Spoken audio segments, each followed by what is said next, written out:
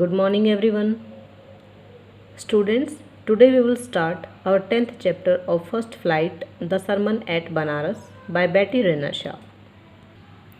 Firstly, we will go through the brief description of this chapter. The Sermon at Banaras is a chapter written by Betty Renasha. Sermon at Banaras Betty Renasha के द्वारा लिखा गया है. The chapter covers the journey of Gautam Buddha from princehood to his saintly life. इस chapter में महात्मा बुद्ध की जीवन यात्रा का वर्णन किया गया है. वो जीवन यात्रा जो कि एक राजकुमार के जीवन से शुरू होकर एक संत के जीवन पर जाकर ख़त्म होती है. महात्मा बुद्ध जो कि एक प्रिंस थे, एक राजकुमार थे, लेकिन संसार के दुखों को देखकर वो इतना ज़्यादा दुखी हो गए कि उन्होंने जो अपना पैलेस था उसको छोड़ दिया और उसके बाद एक साधु संत का जीवन व्यतीत करने लग गए. After seeing the suffering of the world, संसार के दुखों को देखने के बाद ही decided to give up all worldly pleasures and seek the enlightenment. संसार के दुखों को देखने के बाद उन्होंने सांसारिक सुखों का त्याग कर दिया और अंत में उन्होंने ज्ञान प्राप्ति के लिए तपस्या की. He finally attained salvation under a tree at बोध गया.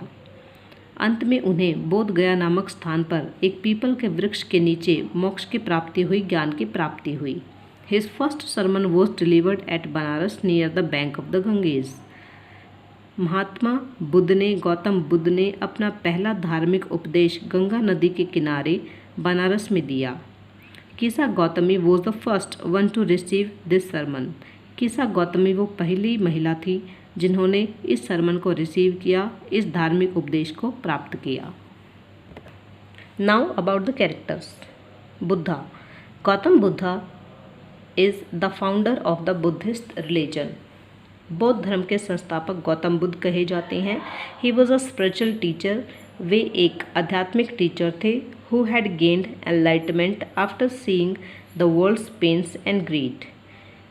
उन्होंने संसार के दुख और लालच देखने के बाद अंत में बोध गया नामक स्थान पर एनलाइटमेंट की प्राप्ति की, ज्ञान की प्राप्ति की. Kisa Gotami. Second character is Kisa Gotami. She was a young mother whose only son had died. Kisa Gotami का एकमात्र पुत्र मृत्यु को प्राप्त हो गया था. She was a loving and caring mother. वह बहुत ही प्यार करने वाली और केयर करने वाली माँ थी. But at the same time she became selfish and wanted to get her son back after death. लेकिन अपने बेटे की मृत्यु के पश्चात वह स्वार्थी हो गई थी और चाहती थी कि उसका जो बेटा है वो मौत के मुँह से वापस आ जाए. उसकी डेथ हो चुकी है लेकिन वो उसके प्यार में इतनी ज़्यादा अंधी हो जाती है कि वो सेल्फिश हो जाती है और जो नेचुरल चीज़ें हैं उनको वो चेंज करने की कोशिश करती है और अपने बेटे की जो मृत्यु है उसको टालकर उसे दोबारा से जीवन देने के बारे में सोचने लग जाती है. We will discuss about the chapter in our next video. Thank you.